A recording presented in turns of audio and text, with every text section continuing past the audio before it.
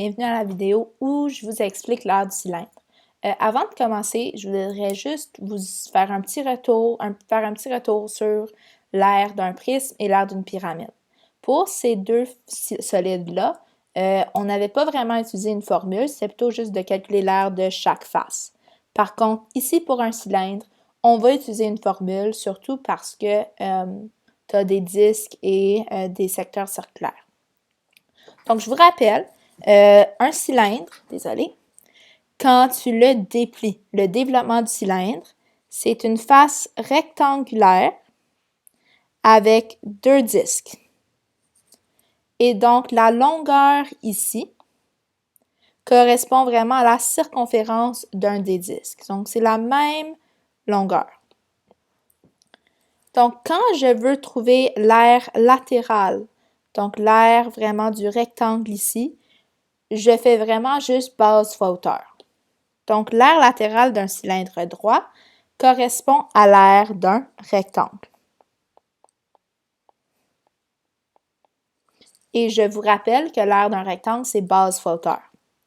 Par contre, ici, la base du rectangle, ça représente la circonférence d'un des disques.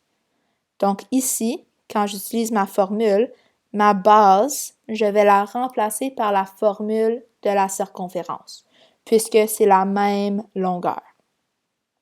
Donc, pour calculer l'air latéral, pour calculer l'air du rectangle ici ou l'air de la surface bleue, j'utilise cette formule-ci.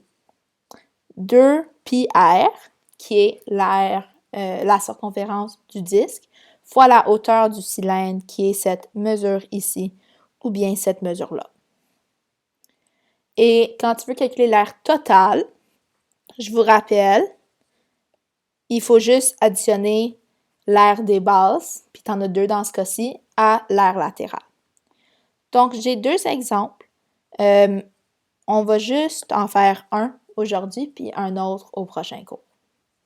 Donc, je vais commencer avec l'air latéral. Donc, c'est là où est-ce qu'il faut vraiment se rappeler de la formule. C'est le seul solide où c'est le cas. Donc, l'air latéral, c'est la circonférence, 2 fois pi fois le rayon, fois la hauteur de mon cylindre. Je vais remplacer. Mon rayon, c'est 8.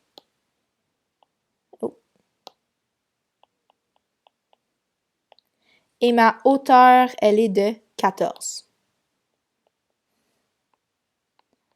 Donc, ce que je peux faire, je peux faire 2 fois 8 fois 14. Et ça me donne 224 avec le petit pi. Ou je peux vraiment faire 2 fois pi fois 8 fois 14. Et ça me donne environ 703,72 cm². Donc ça, c'est l'air latéral. C'est l'air de la surface rectangulaire.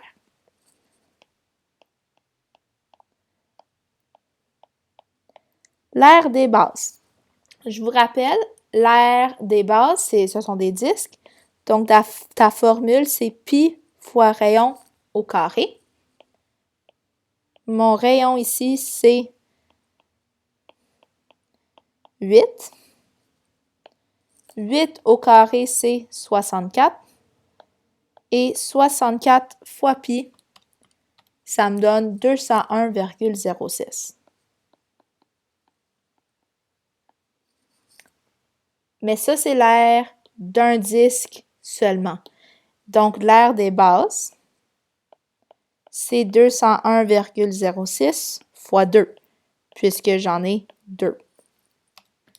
Et ça me donne 402,12.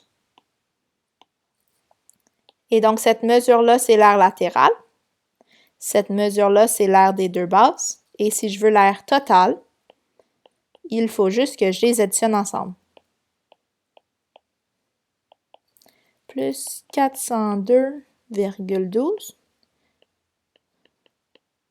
Et si j'utilise mes mesures exactes, ça me donne 1105,12 0,84.